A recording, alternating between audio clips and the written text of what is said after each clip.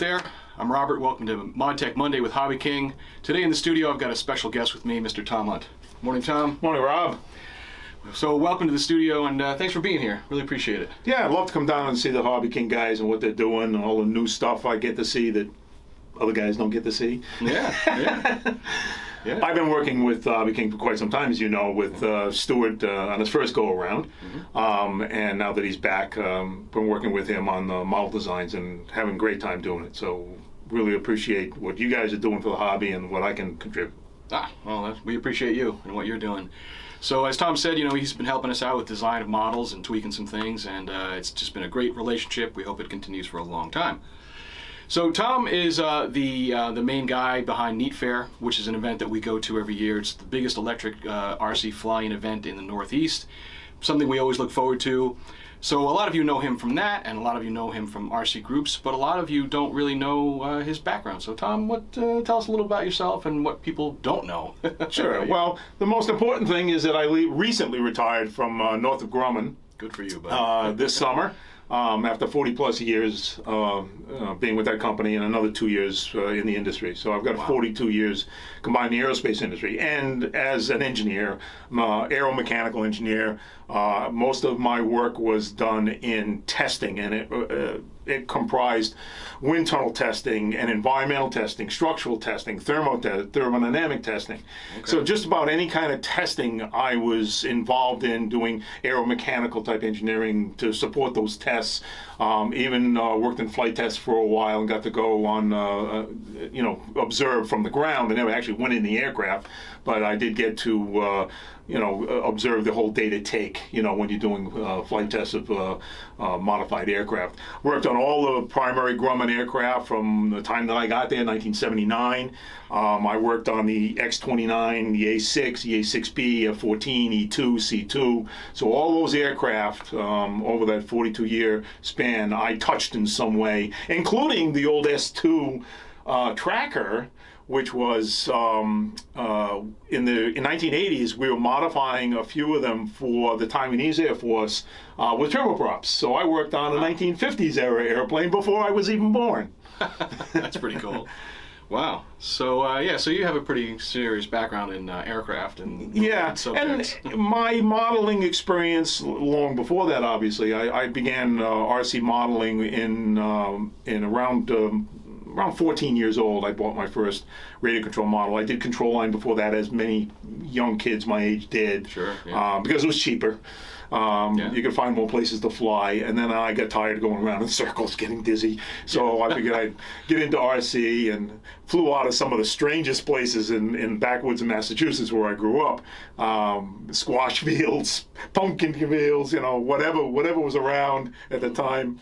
Hand launching a lot of airplanes, and I was basically self-taught because I didn't have any clubs nearby that I could go to. But self-taught RC pilot, and I fly, with the exception of helicopters, I fly just about everything. I do the quads, fixed wing, and scale and speed, and I'm still doing a lot of it, although, getting advanced in age, and I have to pay attention to the size of the model and the speed of the model if I'm flying line of sight.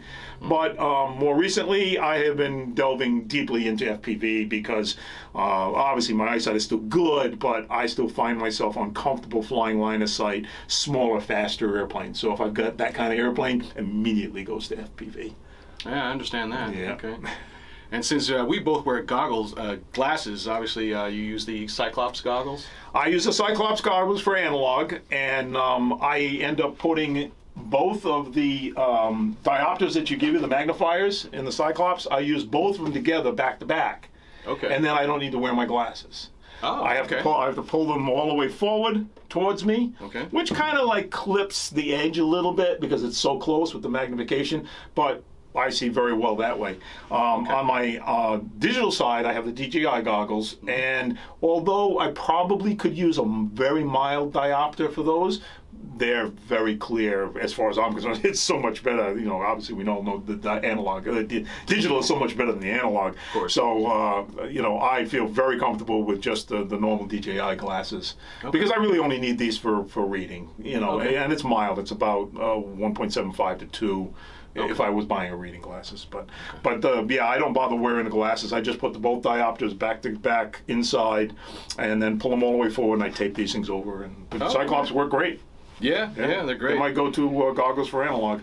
Very cool. Yeah, me too. And I like them because I wear glasses. These can just go right on over this. They pinch a little here, but they still work. Yeah. And but I'll have to try that dual diopter thing. That's pretty cool. Yeah, it depends on. You might be able to get away with it. All right, cool. So, thank you for that explanation. It's good to know your background, and I'm sure that's cool for everyone watching this that you shared that, so thank you. So this is a Mod Tech Monday video, and so we talk about modifications to aircraft and anything else out there, and so what do you got today for us? Well, I was intimately involved with Stuart in the original designs of the Tundra and the Grand Tundra. Okay. And I got...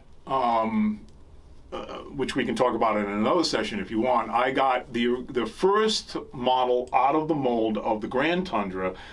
Stuart sent it to me and wanted me to do some testing with it for power packages. You know, the different motors, props.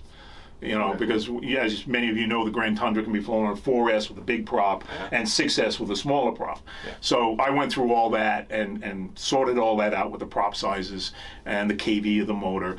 So after I was done with that model, that was an albino. It was the first one out of the mold. It was white. There were no decals. They weren't done yet. And I did the testing on that model, and I actually converted that model over to a clear cockpit. For FPV, right? For FPV, yeah. I took out all the windows. I restructured the whole cabin with carbon rod in the foam, glued it in real well. 3D printed sockets where the carbon rod would intersect. Strengthened that all up so that I could get the strength back after I cut out all those foam windows. Right. And so I could get sort of an internal cockpit. And I did all that while we were waiting for the production aircraft to come out. Okay. So when production aircraft did come out, I announced it on RC Groups that I had done this, and I was kind of teasing guys and saying, you know, is anybody interested in doing this? I'll do the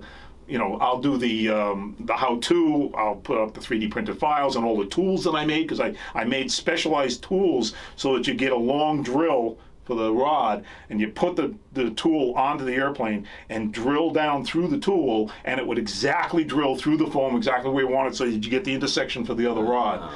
So, and to be honest, there aren't that many modelers really out there, although you know, we've always said that there are people that we call modelers, true modelers like myself, that grew up building balsa wood models, and you know, so we like to tinker when we like to tinker with the foam models, even though we still like to build from either from plans or scratch, but we also know that there are guys that are just assemblers.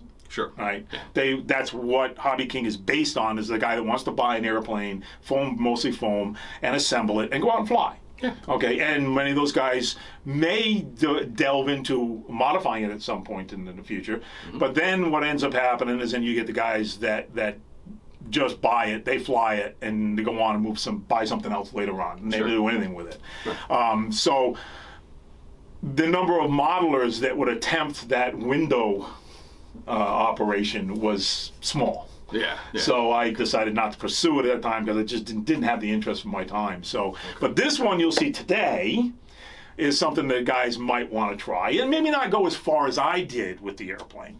But I took the second Grand Tundra, which was given to me by HobbyKing, thank you very much, and I used that was a production airplane. I didn't have a production, so I got the production model in green and white, and I decided to do something with it. I said, man, it looks nice. It kind of looks, you know, like that Highlander that it was based on, the Stoll Highlander. But I decided that I wanted to do something much different with it. So I've turned it into what I call the L-345 Spy Tundra. Okay. It looks very much like what you would have seen on an English airfield or in a French airfield once we got on the mainland. Okay. Of either an L-3 Aranca, an L-4 Cub, or an L-5 Stinson. Forward observation aircraft. Aircraft that used to go out and do artillery spotting to see that you were shooting in the right place. These very brave gentlemen would fly these lightweight 90-mile-an-hour airplanes out to the front lines, and yes, get shot at by ground fire a lot. No doubt. And they go out and take pictures. They go out and like I said, they do forward observation for artillery shells and stuff like that. And I changed my Grand Tundra into a liaison aircraft from about 1943. Very cool. Well, let's see it. Okay, we're ready. All right, so here it is, the L-345. So you can tell it's a Grand Tundra, obviously, but it's got some changes. So why don't you describe what you did here? Okay, so obviously the airplane, the color has changed. Okay. I picked the period colors, which were the dark olive and the darker muted gray for the lower. This is very typical if you look at any images on Google of the L-3, the L-4, the L-5 from World War II. You will see them in this motif. And up to 1943, the US AAC, the U.S. Army Air Corps decals were with a red surround. That's how you know that it was pre-1943. Sometime in 1943, they went to the blue surround around the decals. And other than what the colors looks here, there has been some additions. There's a 3D printed wheel pant or wheel skirt here over the legs to make it look more 1943 and more like a Cub or a an Aranca. And I've also made much smaller tires. Obviously, I didn't need Tundra tires for this airplane. So the smaller tires I had, in my box. I've got hundreds of wheels laying around from all these years. So I think they're around 4-inch wheels. And if you can see that I've rounded the vertical tails. I've also rounded the horizontal tail to make it look more 1940-ish, like a Cub or an Aranca, and the same with the wingtip. You can see the wingtip there has been rounded. Okay. Because this airplane, as it comes stock, has very generous moments. In other words, changing these things doesn't really change the way the airplane flies, even though I've reduced some wing area a bit, I've reduced the tail area a bit, and I got rid of the horn balances. This airplane used to have the cutaway with the elevator was ahead of the stab. I didn't need that. It didn't look right for that era airplane. Even though I've done all that, the airplane flies exceptionally well still. Obviously it's a little heavier because of the paint. The other thing that I did to it was I did add a night camera to the right wing. Even before I had made the change to this color scheme, and I was flying this airplane in the very low light conditions at night with this. This is I believe this is a Foxeer. It's a Foxeer low light, very low lux camera that can extend your flying time at least an hour. In the evening, at least. Okay, great. Maybe almost 2 in the summertime. You can still go out and fly the airplane. Cool. So that was basically it. I have been flying it on 5S. I've always flown it on 5S. Why? Well, I had so many 5S packs. I didn't have many 5S airplanes. It's a rare. And yeah, it's kind of a lost child size cell. Right. The only time you usually find guys buying 5S batteries is because when they got a 10S airplane, because you don't buy 10S batteries, you buy 2 5s, you put them together for a 10S airplane. Yep. So that's about the only time you ever see them. But I had a number of 5S packs. It was still in good shape, and I wanted to use them. So I said, well, it can be flown on 4, and I did. And it can be flown on 6, and I did. But I said, I got these 5S's that are doing nothing. So I fly this primarily on 5S. This happens to be this prop here happens to be a Aerostar 14.8 from HobbyKing with a a modification to round the tips, and then I painted the tips. They're supposed to be like a goldish yellow. I didn't have anything close to that, but this yellow should be much deeper, almost like an orange yellow. Okay. And then the leading edges were always protected on the aircraft. They were always protected with either some sort of aluminum or brass sheathing along the leading edge, because they flew in unimproved fields, usually dusty, dirty, rocky environments, and the props lasted much longer if the leading edges were protected with a little bit of aluminum over the wood. So that was the other modification I did. And like I said, I fly this on 14.8 and 5S, and as we will see in the videos, you'll see how well this airplane does fly, and very scale-like. It's certainly not the 6S version that can go unlimited until there's no more air to breathe.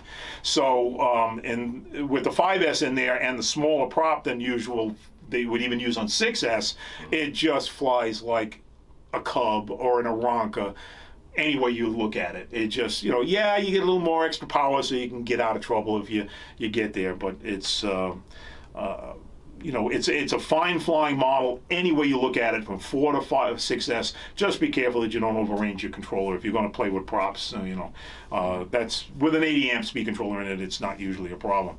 Oh, one other thing I did forget to mention is that we all know from the Warbird stories that, and Mustangs and P-47s, those guys adorn their airplanes with their girlfriends and their, the B-17s with all sorts of lovely, art. Mm-hmm.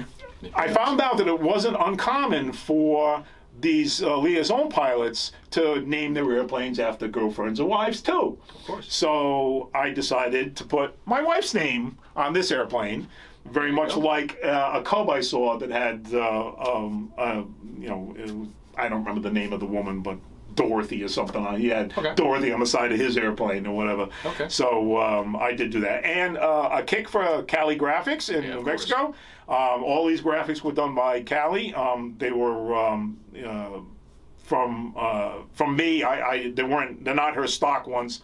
I sent her the exact size I wanted and the colors and stuff, and she did a great job as usual, and quickly, considering the environment we're in with shortages. She mentioned there was shortages on vinyl, and it could take some time, but she was very timely. She got these to me within a couple of weeks, so I was very happy with that. So good shout out to Cali at Cali Graphics for the graphics on this airplane.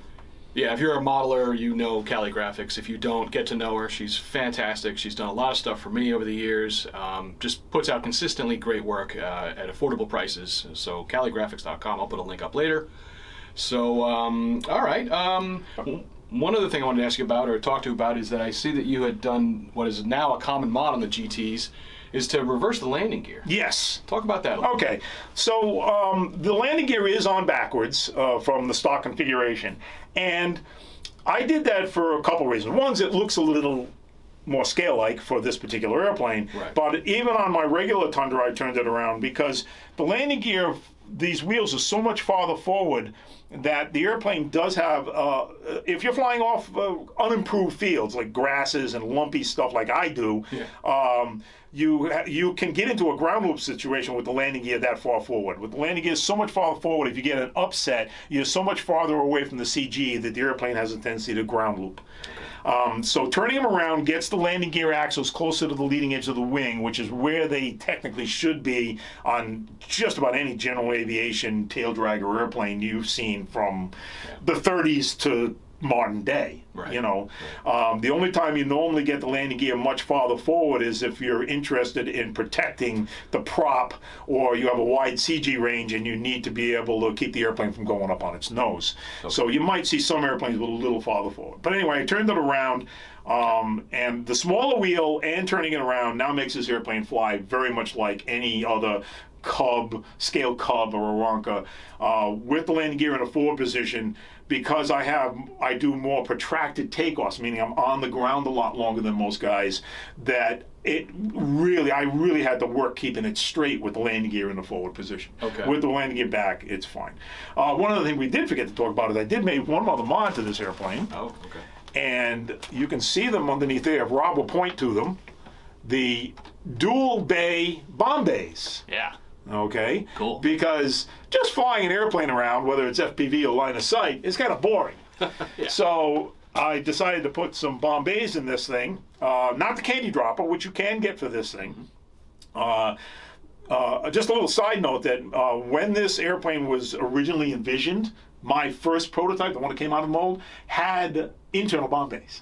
Really? Yeah. Oh, wow. Yeah. It was decided to do away with that and make the candy dropper fit it so that it would reduce the cost, obviously, in the airplane. Right. But my original thing still has the doors and a big bay in there, you know, for doing that. Yeah. But this is the production version, so it did not have that. Right. So I put that in myself. And I decided to go to a dual bay only because I want to be able to drop at different times, different things in flight. And I've got it on a simple toggle switch where the middle keeps both doors closed, and when I go forward with the switch, the forward bay door is open, and then when I go to the aft part of the switch, on the three position switch, the aft door is open.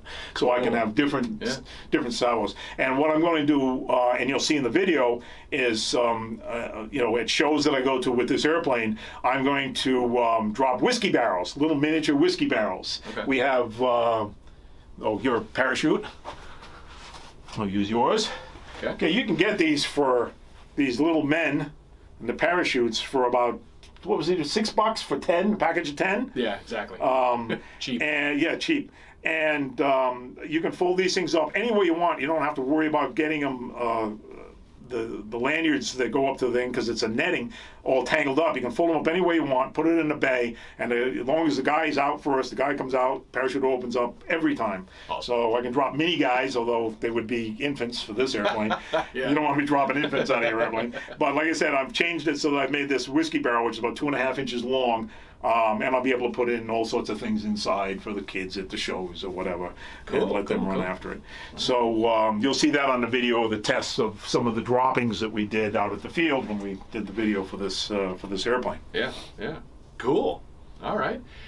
So Bombay doors, landing gear, prop, paint, obviously, decals. The tips, wing tips rounded and things like that. Now, other than that, we're good. I mean, it's a stock airplane. Other than that, control surfaces, the flaps, I didn't change any of that, other than the trimmings, you know, that went on. Okay. So I didn't weigh it once I did it. This airplane has got such a light wing loading anyway. You could carry a lot more weight than it does. So. There's no caveats to doing this at all. Like I said, you'll see in the videos how well the airplane flies, and it still flies very slow. Yeah. And I've really enjoyed doing this, and I've also enjoyed flying this airplane. Every time I take it out, it's one of my, this and my small Tundra goes out to the field almost every time. You know, it's funny because everyone knows me as being a scale warbird guy. BF-109s are my favorite plane, and there's always a BF-109 in my truck going to the field. But one other thing that's always ended up is the Grand Tundra, because the flight envelope is so wide and so flexible that, you know, you can just kind of coast along on 4S and just putter it and fly it like a Cub, or, you know, scale slow, you know. Or you can put 6S in it, knock the prop down, and just go completely nuts and do crazy 3D stuff. And people are always amazed. I think we sell one every time I go to the field with one, because they're like, what is that? Oh, Grand Tundra from HobbyKing.